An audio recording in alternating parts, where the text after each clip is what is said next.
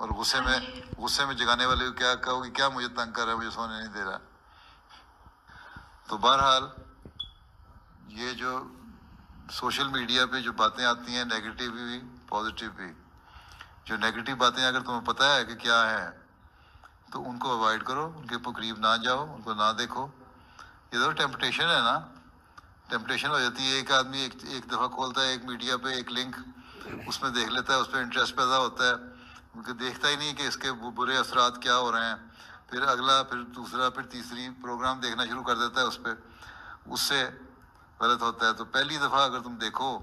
کہ social media پہ کوئی ایسی چیز آئی ہے جو نیگیٹو اثر ڈال سکتی ہے تمہارے پہ، تو تم فوری طور پہ اس کو بند کر دو، اور اس سوشل میڈیا کی اور سائٹس جو اچھی ہیں ان کو دیکھ کے، جہاں نالج بھی ہے، علم بھی آ رہا ہے، یا ایجوکیشنل پروگرام ہے، یا دوسرے سائنس کے پروگرام ہے، ڈاکومنٹریز ہیں، یا اس کے اوپر کچھ کمنٹس ہیں، یا اور پڑھے لکھے سائنسدانوں کے کمنٹس ہیں، یا جماعت کے سوشل میڈیا ہے، ان پہ چلی جاؤ اور ان کو دیکھو، بجائے اس کے کہ نیگیٹو اثر ڈالنے والی سوشل میڈیا کو دیکھو. تو یہ خود اپنی ول پاور اور ڈٹرمنیشن اور ہے کہ کتنا تم اپنے آپ کو بچانا چاہتی ہو. جی، اب حضور انور ایدہ اللہ تعالیٰ بن عزیز نے ایک تو یہ فرما دیا کہ سوشل میں فوائد بھی ہیں، اس سے فائدہ بھی حاصل ہو سکتا ہے، اور اس میں کوئی شک نہیں کہ سوشل میڈیا وغیرہ انٹرنیٹ کے ذریعے سے ہمیں بہت سی معلومات بہت جلدی مل جاتی ہیں، حاصل ہو جاتی ہیں، ہم ان سے فائدہ اٹھا سکتے ہیں. مگر اس کے جو خطرات ہیں ان سے لازماً ہے کہ ہم آگاہ ہوں، اور ان سے ہم پھر اپنے آپ کو بھی بچائیں اور اپنی اولاد کو بھی بچائیں. کیونکہ بعض اوقات ہمارے اندر بھی یہ خیال ہوتا ہے کہ ہم ان چیزوں سے بچے ہوئے ہیں اور ہم پر ان کا کوئی اتنا برا اثر نہیں ہو رہا، نہ ہماری اولاد پہ ہو رہا ہے. ہم نے تقریباً 2 سال پہلے یا پچھلے سال کی بات ہے،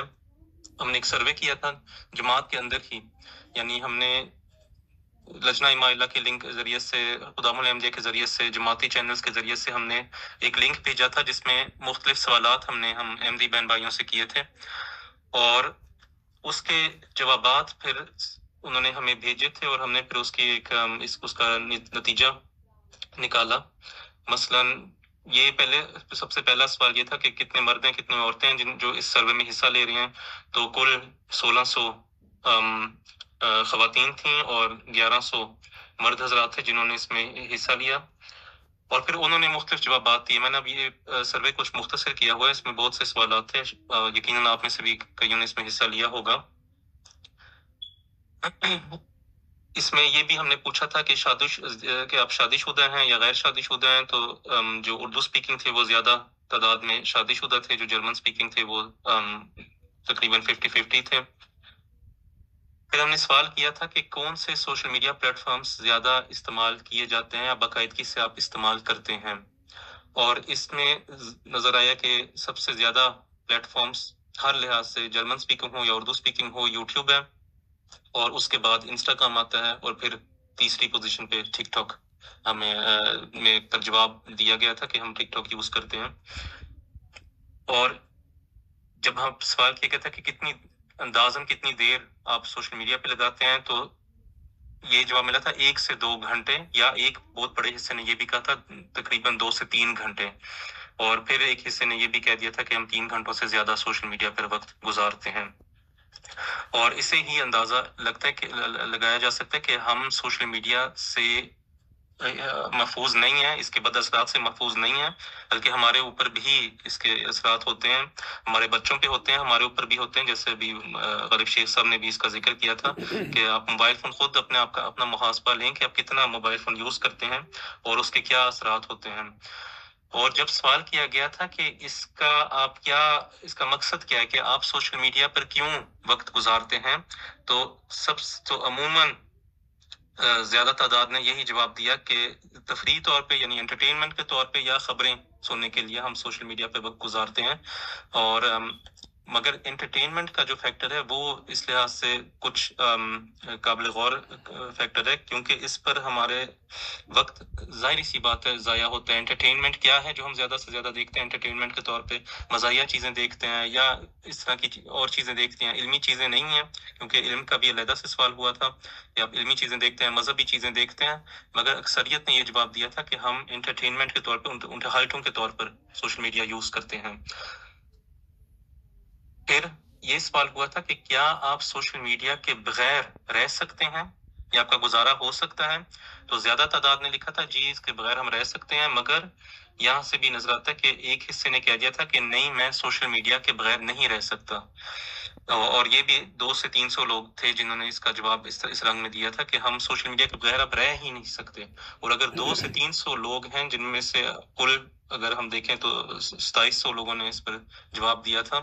तो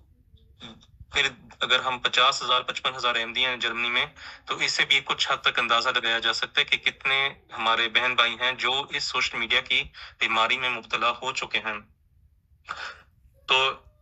इसका फिर एक आखिरी सवाल जो हमने किया था वो ये कि आप किस वक्त सोशल मीडिया ज्यादा यूज करते हैं? तो सबसे बड़ी तादाद ने यही लिखा है कि हम सोशल मीडिया रात के वक्त यूज करते हैं, सोने से पहले।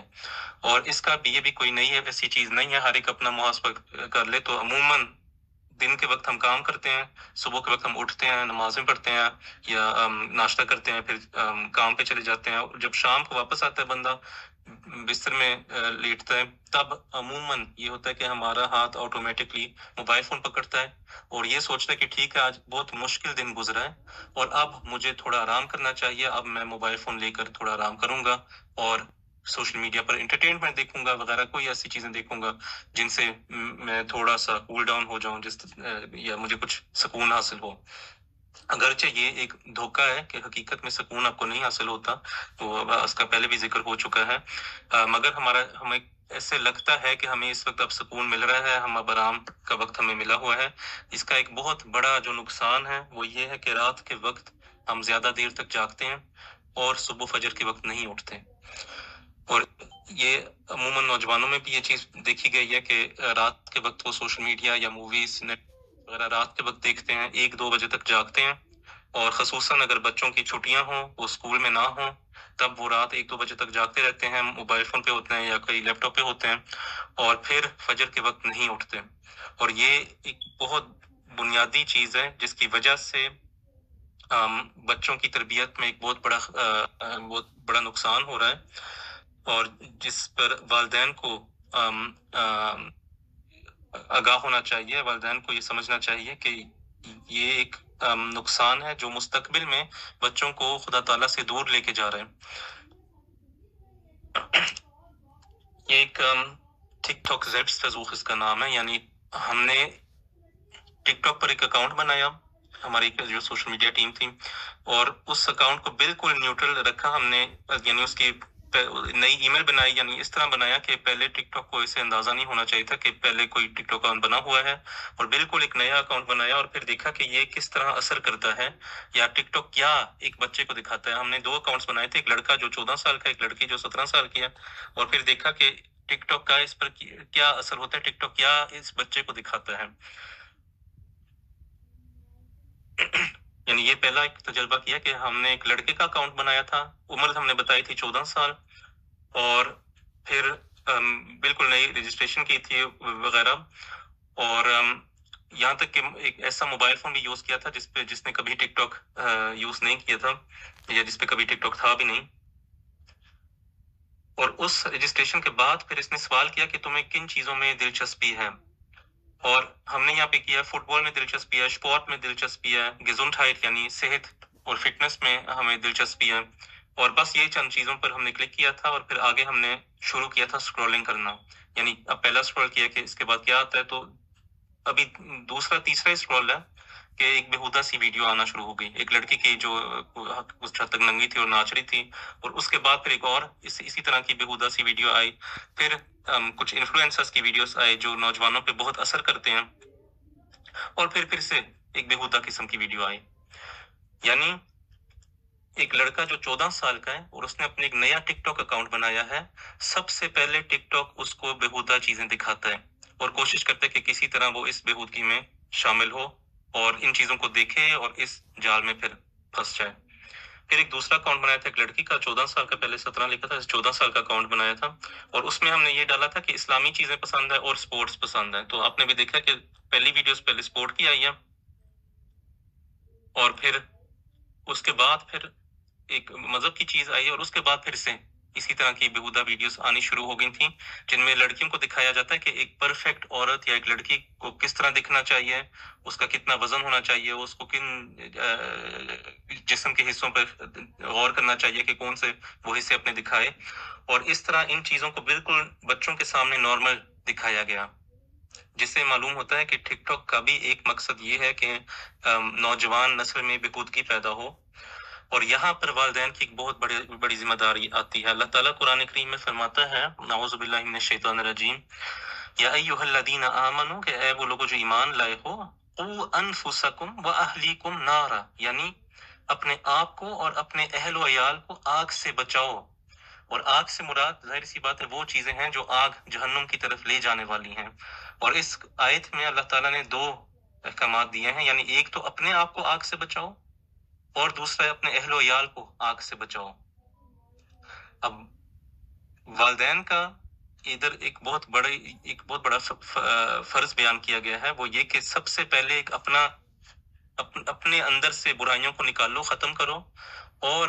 جہاں تمہیں برائیاں نظر آتی ہیں ان سے دور رہو، اور پھر جب ان چیزوں کا یہ چیزیں معلوم ہو گئی کہ کیا برائیاں ہیں اور کہاں پہ ہوتی ہیں، تب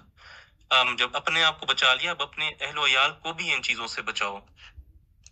یہ اپنے ایک تصویر ہے،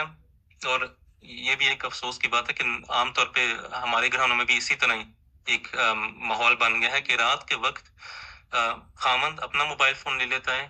بیوی اپنا موبائل فون لے لیتی ہے، اور دونوں آپس میں گفتگو کرنے کے بجائے ایک دوسرے سے منہ موڑ کر موبائل فون پکڑ کے اپنی دنیا میں گھسے ہوئے ہوتے ہیں، حالانکہ یہ ایک وقت ہے جس میں والدین کو یا میاں بیوی کو چاہیے کہ اس وقت جو وہ اب علیحدگی میں بیٹھے ہوئے ہیں، مل کے بیٹھے ہوئے ہیں، اب وہ دن کے بارے میں بات کر سکتے ہیں، اب وہ ایک دوسرے کے بارے میں بات پوچھ سکتے ہیں، سوال کر سکتے ہیں، حال چال پوچھ سکتے ہیں، یا جو تکالیف ہیں، جو ضرورتیں ہیں، وہ شیئر کر سکتے ہیں ایک دوسرے سے۔ مگر سوشل میڈیا نے ان کو علیحدہ کر دیا، جدا کر دیا ہے سوشل کے نام سے، کہ ہم تمہیں سوشلائز کر رہے ہیں، جبکہ جو آپ کا پارٹنر ہے، جو آپ کے ساتھ جیون ساتھی ہے، اس سے سوشل میڈیا نے آپ کو جدا کر دیا ہے۔ اب یہ اگر والدین کا نمونہ ہے تو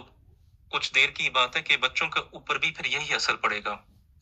یہ اب چیٹ جی پی ٹی نے تصویر بنائی ہے، اور اس سے اب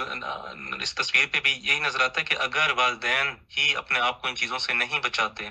تو پھر بچے کسی صورت میں ان چیزوں سے بچے نہیں رہتے، وہ بھی ان والدین کو دیکھ کر خود بھی اس پر عمل کرنا شروع کر دیتے ہیں۔ کوئی محسوس ہوتا ہے کہ اگر ان کو توجہ نہیں مل رہی ہوتی تب وہ بھی دیکھتے ہیں کہ اچھا جس چیز کو وہ میرے والدین توجہ دے رہے ہیں وہ کیا چیز ہے، اور آخر کار وہ بھی پھر اسی چیز پر آ جاتے ہیں۔ حضرت خلیفۃ المسیح الخامس سیدہ اللہ تعالیٰ فی نصر العزیز نے کئی جگہوں پہ ہمیں نصیحت فرمائی تھی، اور ایک جگہ پہ فرمایا تھا کہ آج کل سوشل میڈیا پر بہت سی برائیاں جنم لے رہی ہیں، نوجوان لڑکے لڑکیاں ماں باپ کے سامنے خاموشی سے چیٹنگ کر رہے ہوتے ہیں، پیغامات کا اور تصاویر کا تبادلہ ہو رہا ہوتا ہے، نئے پروگراموں میں اکاؤنٹ بنا لیے جاتے ہیں، اور سارا دن فون، آئی پیڈ اور کمپیوٹر وغیرہ پر بیٹھ کر وقت ضائع کیا جاتا ہے۔ اس سے اخلاق بگڑتے ہیں، مزاج میں چڑچڑاپن پیدا ہونے لگتا ہے، اور بچے دیکھتے ہی دیکھتے ہاتھوں سے نکل جاتے ہیں، اور اس میں والدین کا پھر قصور بھی ہوتا ہے، کیونکہ نہ ہی انہوں نے بچوں کا خیال رکھا ہے اور نہ انہوں نے ایک اچھا نمونہ بچوں کے سامنے پیش کیا ہے، جس کی وجہ سے پھر بچے ہاتھوں سے نکل جاتے ہیں۔ حضور فرماتے ہیں کہ ان ساری باتوں پر نظر رکھنے اور انہیں محدود کرنے کی ضرورت ہے۔ اس کے لیے آپ کو ان کے لیے متبادل مصروفیات بھی سوچنا ہونگی۔ انہیں گھریلو کاموں میں مصروف کریں، جماعتی خدمات میں شامل کریں، اور ایسی مصروفیات بنائیں جو ان کے لیے اور معاشرے کے لیے مثبت اور مفید ہوں۔ یہ بڑی اہم ذمہ داری ہے جسے احمدی مستورات نے بجا لانا ہے۔ یہ حضور نے